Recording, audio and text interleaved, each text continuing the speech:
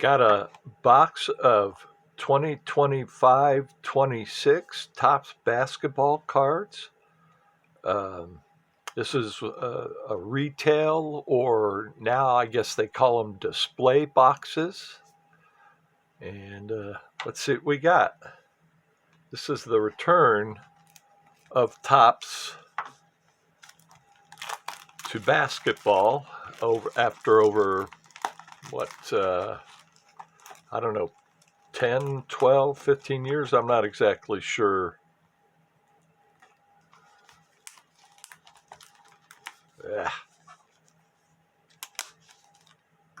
Of the numbers.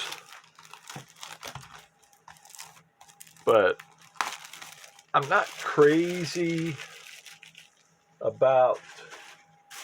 I like that Topps got the license, and I think Topps should have all licenses, but they shouldn't be exclusive. There should be competition.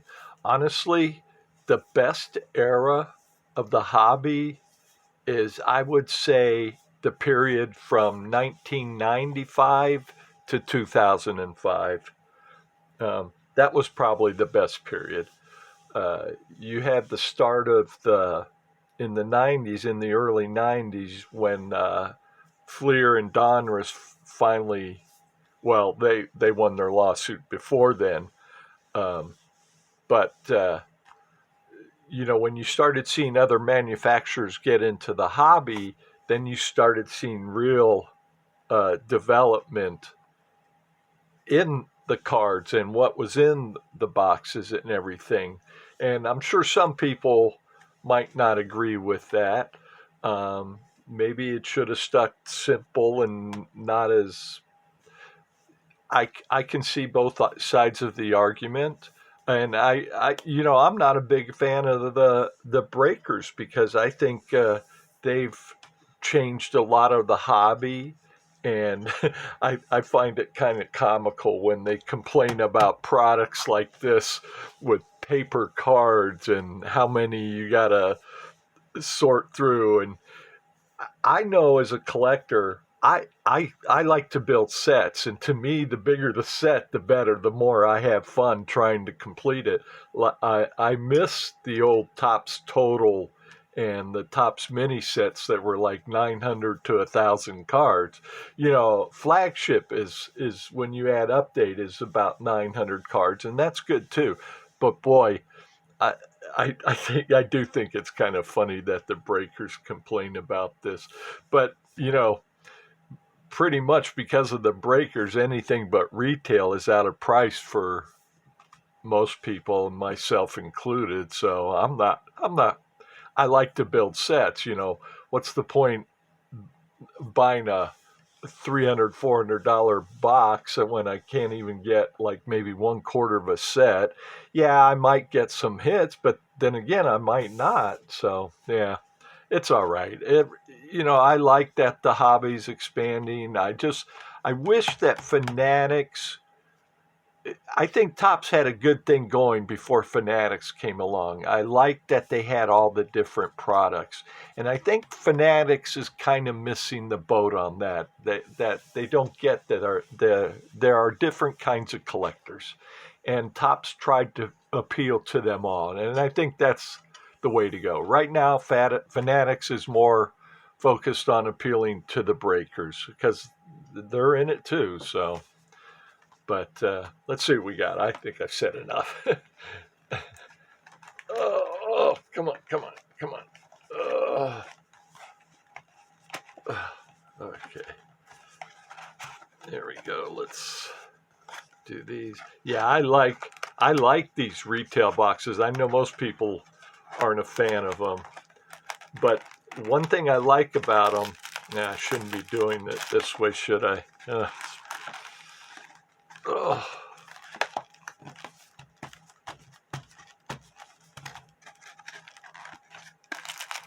Yeah, I think we'll leave that out for now, just until we get some of the packs out. I guess I'm just going to do a couple of packs for now.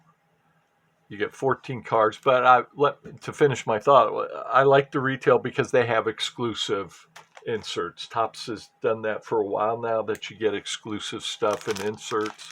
Um, some of my favorite recent are they brought back the turkey red in like the 2019, 2020 retail cards, I think it was.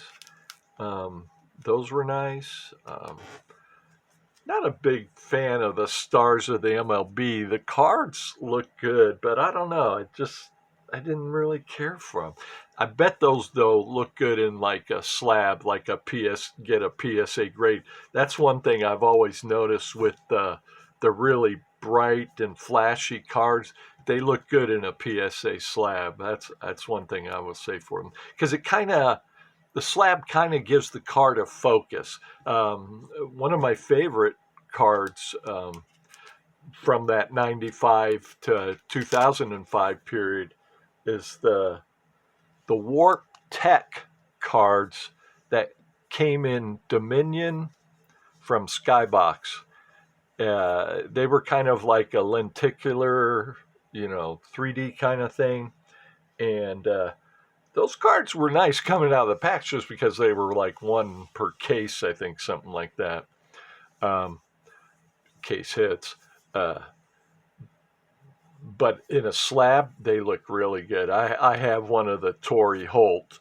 It didn't grade too well, but gosh, the slab actually makes it look like it's in a shadow box kind of thing.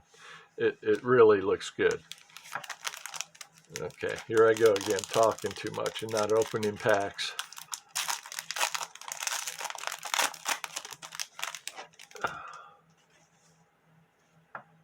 There's Mr. Hot Start for the season right now, Austin Reeves.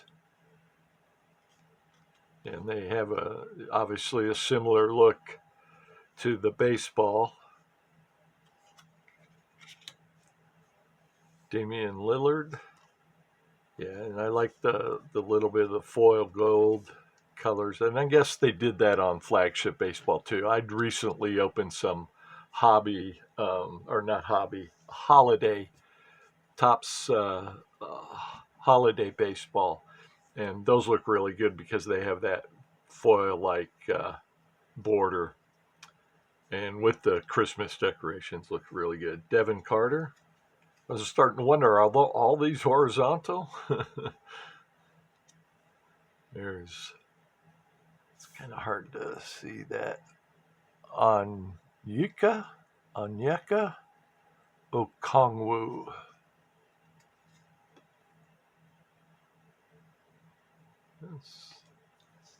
That's interesting. Is that a rookie? I don't see anything. Huh. So, interesting. You can see that they did on the vertical cards. They did the back vertical, and on the horizontal cards, they did the horizontal. Did it all horizontal? Yeah. So that's interesting. I would have expected it to be vertical on the back, but no, they didn't. That's I think, something different. I don't recall them doing it like that in the past.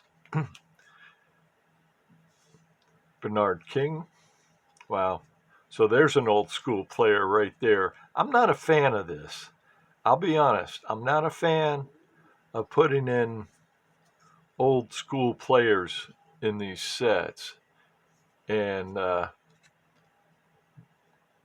I can kind of see it in football, just because there are so many players that nobody really, other than really diehard specific team fans, is interested in, you know.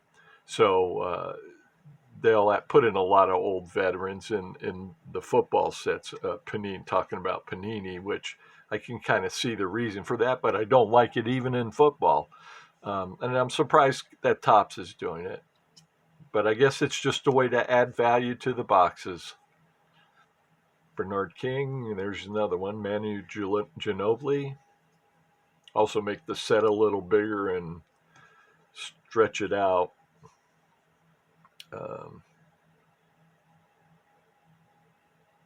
Have to look in the back. on the name. No, they don't make it much easier on the back, do they? Cayman Wallach? I guess that's about right, probably. Um, Connuple, there's a rookie. You got a backwards card.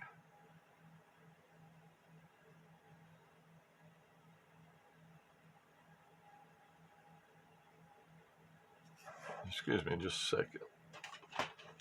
My eyes are a little fuzzy today. I'm fighting a little something, and I just got up a little while ago.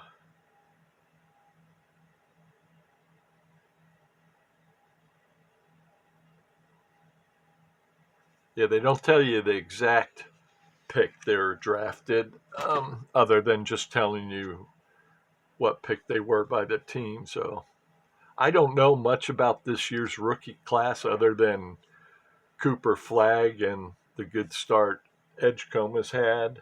Other than that, it's all new to me, so I don't know how. I would think with the Hornets, he's probably a pretty good rookie. Um, but I might try to put together the set of this. So, okay, we got a De'Aaron Fox, and I would guess this is a rainbow. Yes, rainbow foil on the De'Aaron Fox. That's nice. And then we've got Jeremiah Fears, Clutch City Prospects. I don't know. And that's another thing. I don't know what the hits are in this. That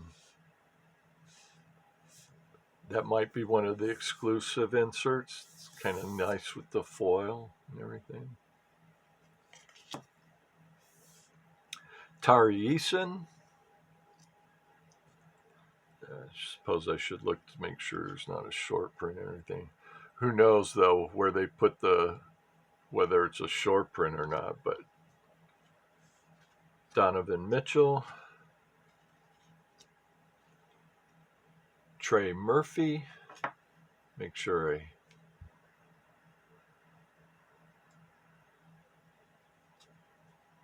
have it in the focus. Trey Murphy. Wendell Carter Jr. Try another one.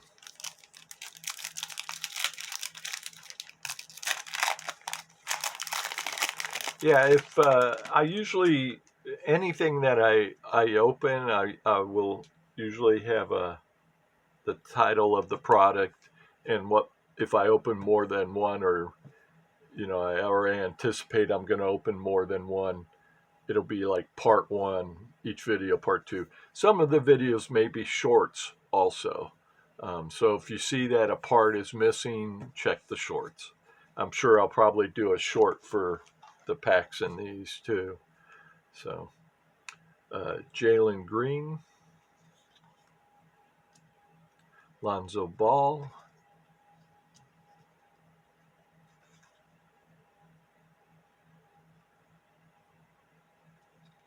again I can't, Dorian Finney-Smith. It's hard to read.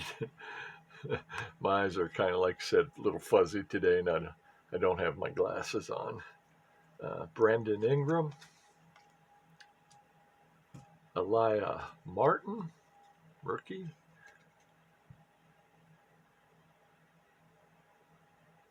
Raptors, I imagine he's probably it's probably a pretty good one, not a bad one, I would say, I was going to say. I'm sure he's probably high because Raptors are probably picking high. It says first round, but doesn't tell you where in the first round, which that's kind of disappointing. And I noticed they've been doing it like this for a while now. It seems like I don't why they can't tell you where in the round. G.G. Jackson, and I hope you can hear me. I try to keep the volume up as high as possible. And of course, I mumble sometimes too. Rick Barry, here's another one of the veterans. Yeah, that's a little disappointing. I don't mind. Like I think in baseball, like I don't know what product is. Like there'll be one or two product veterans in there that they're highlighting, or for some reason, I don't mind that. I don't want to see a bunch of vets in the set. That's disappointing. Spud Webb, there you go. So there's going to be a lot of vets in this set, and it does add value. You get some of the parallels. You get a 101 of any of these guys. That's it's probably a few $100 card, maybe. For some of these guys. Jalen Tyson, and I don't know if this is a short print or something. Maybe not. No, it's a rainbow foil. Okay. I kind of felt it when I flipped it. I was feeling it. And here's another Clutch City. So those are not a case hit or anything like that. Like I said, might be a retail exclusive. Both of them are the rookies, though. I would think Trey Johnson's probably a good rookie, too. We got New Orleans Pelicans. So I seem to be getting all at least from the teams that you would expect the picks were high. So Tyler Kolek,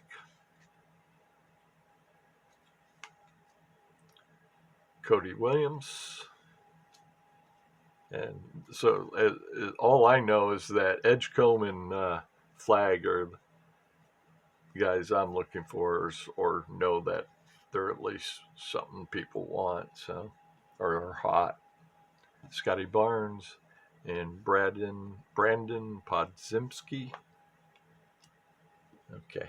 And I'll do other videos with the other packs. I'm going to probably do a short with one right now, so thank you.